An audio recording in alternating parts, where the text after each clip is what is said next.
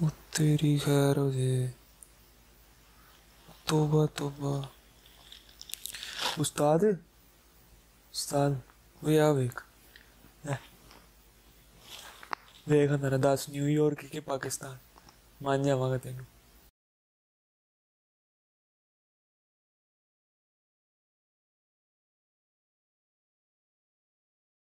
अस्सलाम वालेकुम वरहमतुल्लाहि वबरकातुहू।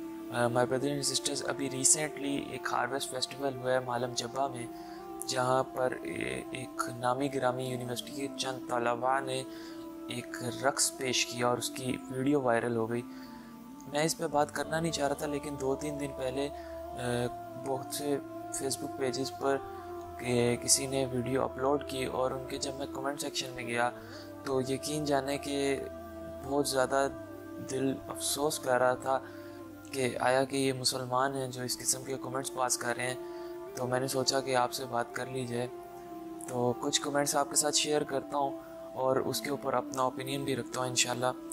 किसी ने लिखा हुआ था, भाई क्या हो गया कि अगर कुछ स्टूडेंट्स ने एक रक्स ही पेश किया है ना, ऐसी महफिलें तो हमारी शादी की तकरीबात में नज़र आती हैं आम, और यूनिवर्सिटी में भी अक्सर ऐसी पार्टीज चलती रहती हैं, तो इसमें क्या मसला है? क्या ही हर्ज है कि अगर मर्द और औरत की फ्री मिक्सिंग होगी, इसमें क्या मसला है? सो माय ब्रदर एंड सिस्टर्स, क्या एक गुनाह के ऊपर दूसरा गुनाह जस्टिफाई किया जा सकता है? 5 लोगों ने चोरी की है तो कोई दूसरी तरफ 5 लोग उठ के आकर खड़े हो जाएं और कहें कि हम भी चोरी करेंगे और किसी को कोई राइट नहीं हमें रोकने का। क्यों? क्योंकि उन्होंने भी की थी, वो नहीं पकड़े गए थे और उनको कुछ किसी ने नहीं कहा था, तो अब हमें भी इजाज़त मिल गई है। My brother and sisters, two wrong can not be right. अगर वो गुनाह कर रहा है तो हम उसको भी बुराई कहेंगे, अगर कोई ये गुनाह कर रहा है तो हम इसको भी बुराई कहेंगे। किसी ने लिखा हुआ था कि इससे गैर मुस्लिम बड़े मुतासिर होंगे जी, पाकिस्तान में टूरिज्म फैल रहा है और Pakistan is a peace loving country. ठीक है भाई, यानी किसी गैर मुस्लिम को आपने दीन की तरफ लाना है तो आप उसके साथ 2-3 पी सकते हैं, इसमें कोई हर्ज नहीं है। यानी आर्ग्यू डेट इनोसेंट मैन, यानी आप सैरो सयाहत को फ़रोग देने के लिए कोई ऐसी चीज़ का इर्तिकाब कर लेंगे जो अल्लाह के हुक्म के मनाफी हो, जिसमें अल्लाह की मासियत लाजिम आती हो, जिसमें अल्लाह की नाफरमानी आती हो, जिसमें नबी की सुन्नतों की धज्जियाँ उड़ाई जाती हों, और फिर मुसलमान ये तसव्वुर करके बैठे कि मैं एक कलमा गो भी हूँ और मुझे जन्नत भी मिल जाएगी और मैं ये सारे सैर सपाटे भी करता रहूँ ऐसे। जब अल्लाह ताला ने फरमा दिया वला तक़रबु ज़िना, और ज़िना के करीब भी मत पटको, ये नहीं कहा कि ज़िना मत करो। ये ऐसे ही है जैसे कोई 5 साल का बच्चा आपके घर में हो और किसी जगह किसी कमरे में वायरिंग खुली हुई हो, तो हम ये नहीं कहते बच्चे आपने इस तारों को नहीं छूना या आपने इनको बिल्कुल भी टच नहीं करना। हम यही कहते हैं ना, बेटा आपने उस कमरे में नहीं जाना। हो सकता है कि आप उस कमरे में चले जाओ और नादानी में आप उन तारों को छू लो। So my brother and sisters, बात की नौयत को समझा जाए।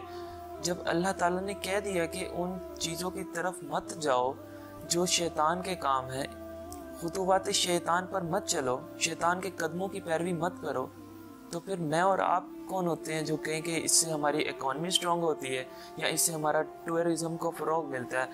कोई भी कहीं भी कभी भी किसी भी वक्त कुछ भी कर सकता है।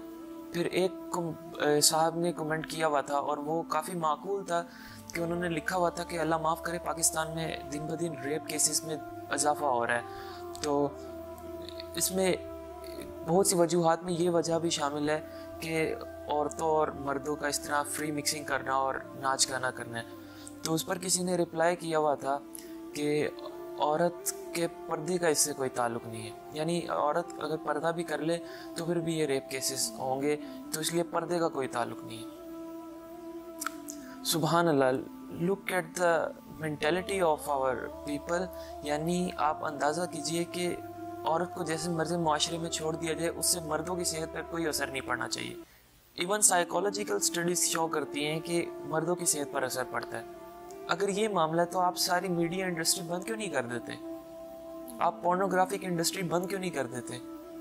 आप पूछिए ये एड कैंपेन वालों से, ये मीडिया मैनिपुलेशन वालों से, क्यों हर एड में औरत को लेके आते हो?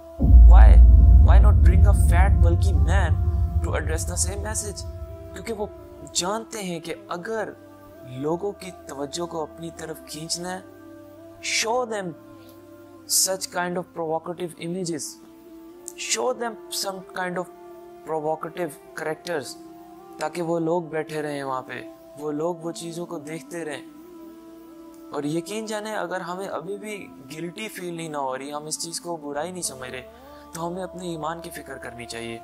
क्योंकि अल्लाह ताला के नबी सल्लल्लाहु अलैहि वसल्लम ने इरशाद फरमाया कि हया और ईमान लाज़िम व मलज़ूम है, और जिस शख्स में हया चली जाए उसका ईमान चला जाता है, और जिस शख्स का ईमान चला जाए उसकी हया चली जाती है। इस उम्मत में सबसे ज़्यादा बड़ी खासियत ही ये थी कि उनमें हया है, लेकिन आज हम देखें कि हर तरफ बेहयाई, बेपर्दगी और बेगैरती का सा माहौल है, माजरत के साथ। और इंसान जब सेक्सुअली फ्रस्ट्रेट होता है तो वो सबसे ईजीएस्ट टारगेट को हिट करता है। क्या आप समझते हैं कि डिस्पाइट दिस बम्बार्डमेंट एक इंसान खुद को बचा लेगा? ऐसा नहीं होता मेरे भाइयों। अगर 200 में से 198 बंदे भी अपने आप को बचा रहे हैं ना, तो हमें सिर्फ मसला उन 2 के साथ है जो अपने आप को नहीं बचा सकेंगे।